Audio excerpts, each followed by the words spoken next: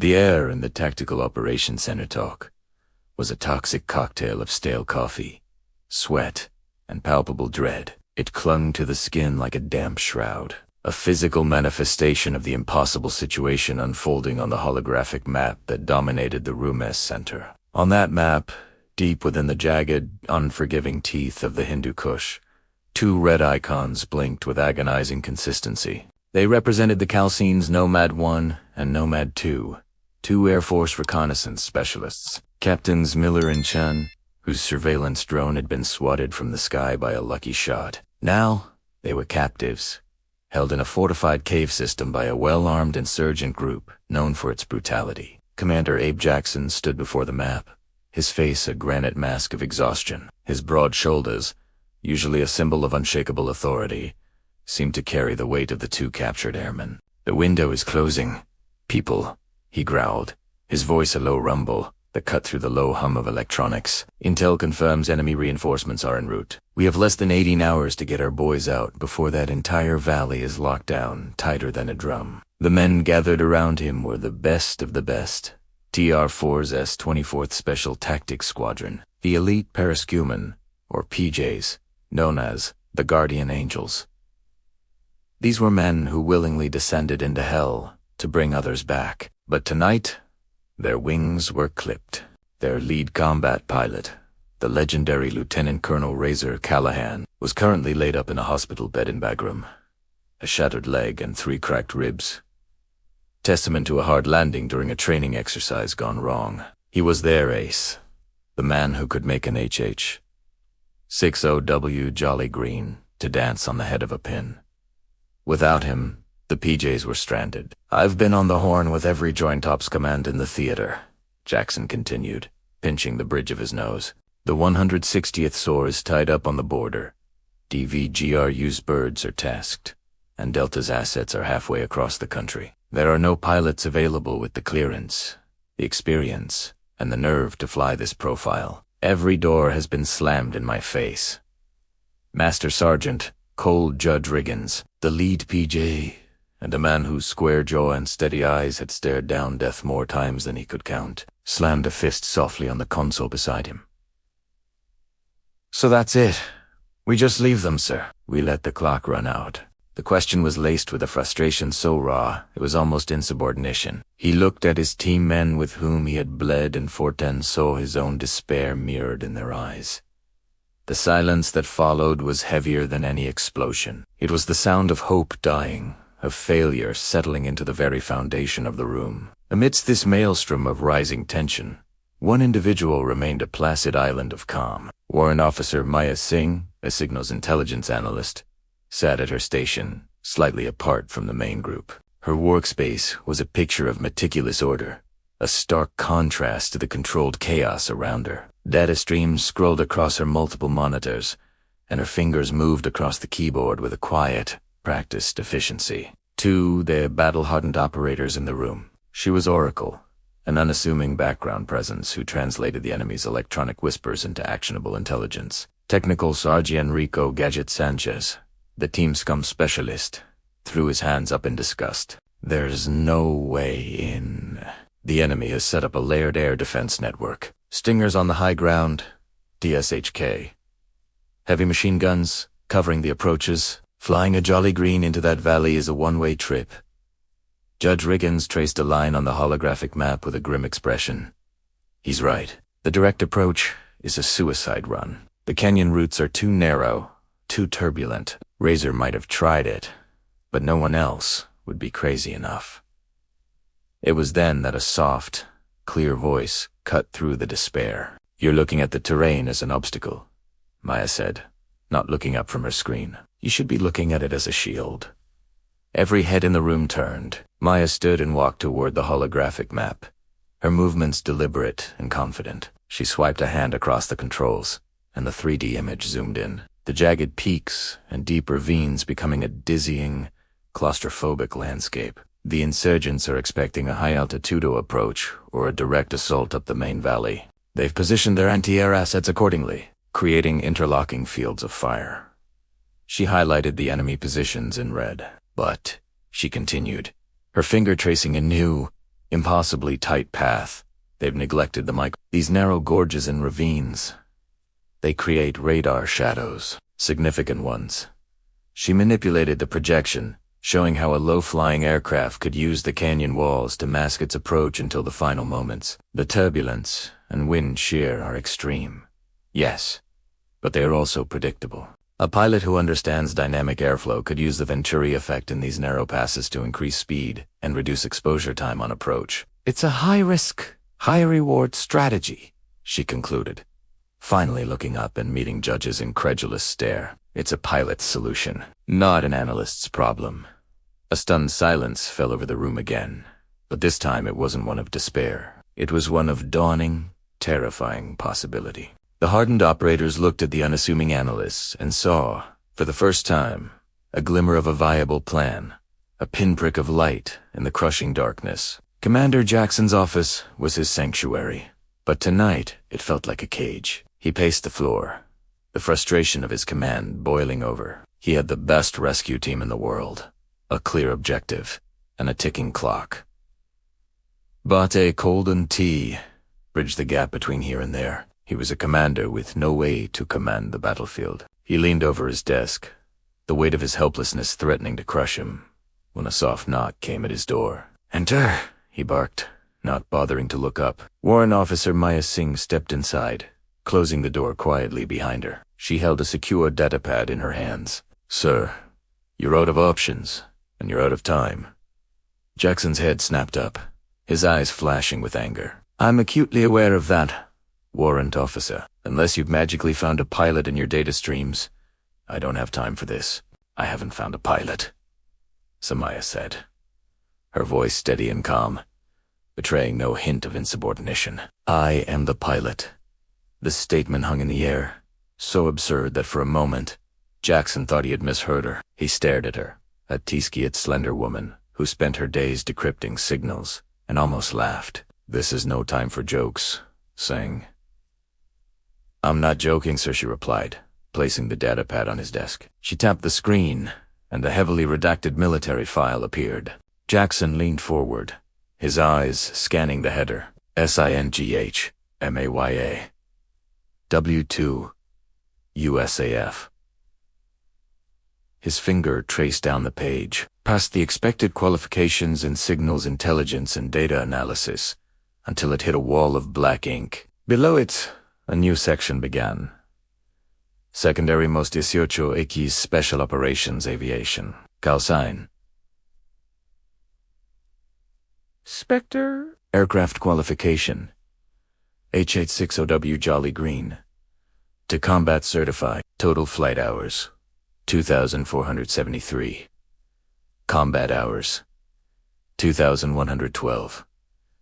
Jackson's jaw went slack. He looked from the datapad to the woman standing before him. The file was a ghost, a shadow record of a life he never knew existed. He saw notations of classified deployments, commendations for valor under fire, and flight records from some of the most hostile environments on the planet. "My primary assignment as an intelligence analyst took precedence on this deployment," Maya explained softly. "It was deemed more critical for the mission sat here, but I've maintained my flight status, my clearances, and my training.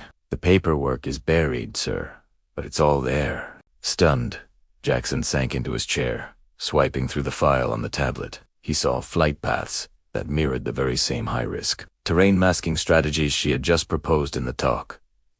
He saw after-action reports praising her unflinching grace under fire and her preternatural ability to make the aircraft an extension of her own will. He looked up at Maya, and for the first time, he didn't see the quiet analyst. He saw the answer to his prayers, the ace he had been searching for, who had been sitting in his briefing room all along. Jackson reconvened the team in the talk immediately. The mood was still grim, the PJs preparing themselves for the stand-down order they all felt was coming. "Gentlemen," Jackson began, his voice ringing with a newfound authority, "I have found our pilot." He gestured to the side, and Maya Singh stepped forward. Warrant Officer Singh would be in the cockpit. The announcement was met with a deafening, disbelieving silence. The PJs stared at Maya, then at Jackson, then back at Maya. their expressions a mixture of shock and profound skepticism. Judge Riggins was the first to find his voice. "Sir, with all due respect, she's an analyst. We need a combat pilot. We need Razor." "Razor is in a hospital bed," Jackson countered, his voice like steel. "Warrant Officer Singh is here." The questions came like a barrage. "Have you ever flown a combat rescue? Do you know how to coordinate with a ground team under fire? Have you ever dropped PJs into a hot LZ?" One by one, Maya met their gazes and answered with unshakable confidence. "Yes. Over 50 combat rescue missions. Yes. I'm fully versed in coordinating danger close fire support and medevac procedures. Yes. I've inserted and extracted teams under heavy fire in both urban and mountain environments. My specialty is the 30-second hot exfil." Her answers were precise, devoid of ego and laced with the acronyms and terminology of their world. She spoke their language. The skepticism in the room began to waver, replaced by a grudging curiosity. Maya then moved to the holographic map. "This is my flight plan," she announced, her voice taking on a new, commanding tone. She traced the suicidal path through the ravines she had identified earlier. "We fly in at treetop level, using the terrain to stay below their radar horizon. We'll be completely masked until we pop up here, 300 meters from the cave entrance. That's the extraction zone." She looked directly at Judge Master Serganti. "Your team will fast rope in. From the moment the first man is on the rope to the moment the last man is back on board, you will have exactly 30 seconds. Not a second more. I will hold the bird in a steady hover to give my door gunner a clear field of fire to suppress the entrance, but we are a sitting duck. 30 seconds, and we are gone." Understood. Her quiet competence was a force of nature. She wasn't asking for their permission. She was telling them how their mission would succeed. She wasn't just a pilot. She was a leader. As she detailed every phase of the ingress and egress, from fuel calculations to contingency plans, the team's doubt melted away, reforged into a focused, steely respect for the quiet professional who stood before them. In TR eyes, she was no longer Oracle the analyst. She was Spectre, their pilot. The freezing, pre-dawn blackness of the Bagram flight line was pierced by the whine of the HH-6 OWS Auxiliary Power Unit. Dressed in her flight suit, Maya moved around the helicopter with a meticulous, practiced grace. She ran her hands along the fuselage, checking panels, rotor blades, and sensors. Her pre-flight inspection a silent, focused ritual. The veteran crew chief, a grizzled old-timer named Sarge, watched her with narrowed eyes, his initial skepticism plain on his face. But as he observed her thoroughness, her intimate knowledge of every nut and bolt of his aircraft, his expression softened into an approving nod. This was no amateur. Strapped into the cockpit, Maya's voice came over the internal comm system, a beacon of calm authority in the tense quiet. "Comes Jack?" "Gunner ready," came the reply. "PJs in the back are green." Judge's voice crackled. "Sarge is green. She's all yours, Spectre." At precisely 0300 hours, Maya lifted the Jolly Green 2 off the tarmac. There was no hesitation, no jerky motion. The 20-ton machine rose as if weightless, a silent predator ascending into the starless night. She pushed the collective, and the helicopter surged forward, not climbing, but streaking low across the desert floor, toward the mountains that loomed like colossal, sleeping beasts on the horizon. As they entered the first of the narrow mountain passes, the seasoned PJs in the back held their breath. This was the moment of truth. Maya navigated the treacherous terrain not with caution, but with an aggressive, fluid precision that bordered on art. She treated the unforgiving landscape not as an obstacle, but as her greatest ally. The helicopter hugged the canyon walls so closely that the operators could have reached out and touched the rock face. She used ridges and peaks to mask their approach, her every move calculated to defeat enemy radar. The ride was smooth, despite the violent turbulence that should have been tearing them apart. It was a terrifying, exhilarating ballet of pilot and machine. They weren't just flying through a death trap, they were dancing with it. In the darkness of the cabin, the PJs exchanged looks of pure awe. They now knew what Commander Jackson had seen in her file. They were flying with one of the best. The moment Maya popped the Pavahawk over the final ridge, the night erupted. The landing zone, a small, rocky clearing in front of the cave was a hornet's nest. The muzzle flashes of dozens of rifles blinked in the darkness, and the angry red streaks of tracer fire clawed at the sky. A rocket-propelled grenade shrieked past the cockpit, its fiery tail a harbinger of the chaos below. Contact. Contact. The door gunner yelled, his minigun already spinning up, unleashing a torrent of lead that tore into the insurgent positions. 30 seconds on my mark. Maya's voice was impossibly calm over the intercom. Go, go, go. As the PJs fast-roped into the maelstrom, Maja held a twin-tone helicopter in a rock-steady hover, a mere 50 feet above the churning battlefield. She was a surgeon, maneuvering the aircraft with infinitesimal adjustments to give her gunner the best possible angle to suppress the enemy. Bullets pinged and ricocheted off the armored fuselage like deadly hail. Inside, she began the countdown, her voice a steady rhythm in the symphony of destruction. 20 seconds. Below, Judge and his men fought with savage efficiency, grabbing the two stunned but alive airmen, Miller and Chun, and dragging them toward the ropes. 10 seconds. Just as the rescued airmen were being hauled aboard, a blinding flash and a deafening boom rocked the helicopter. An RPG had exploded just off the port side, riddling the aircraft with red-hot shrapnel. Warning lights screamed to life across Maya's console, a Christmas tree of mechanical failure. We're hit! We're hit! Sarge yelled from the back. 5 seconds. Get him on board, Maya commanded, ignoring the alarms. The last PJ scrambled into the cabin. Last man's in, Judge, roared. The second the words left his mouth, Maya pulled the collective. The wounded Pavehawk didn't just lift, it launched. She climbed aggressively, pitching the nose up and pouring on the power, the ground fire intensifying as they clawed for the safety of the sky. They had been in hell for precisely 30 seconds. The escape was a desperate, brutal flight for survival. The Jolly Green, too, was grievously wounded. Red and yellow warning lights blazed across Maya's console, and the entire airframe shuddered violently from critical hydraulic damage. The controls felt sluggish, fighting her with every input.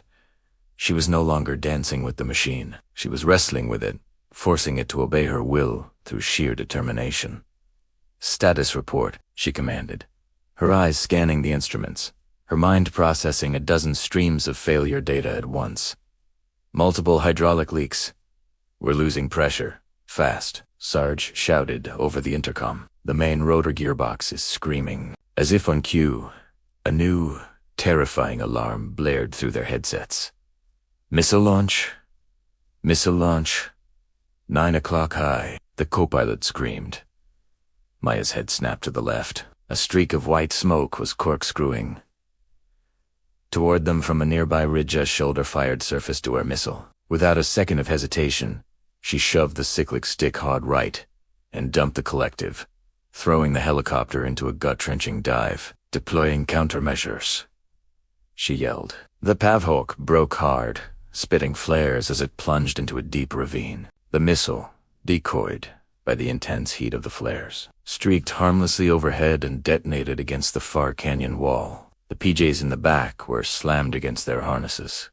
The G-forces immense, but they were alive. Fighting the dying controls, Maya skillfully nursed the crippled bird through the remaining miles of hostile territory. Every groan of the straining metal, every shudder of the rotors, was a countdown to catastrophe. Yet her voice on the radio remained a beacon of absolute calm and reassurance, coordinating their emergency landing with the forward operating base. Her professionalism a bulwark against the chaos that threatened to consume them.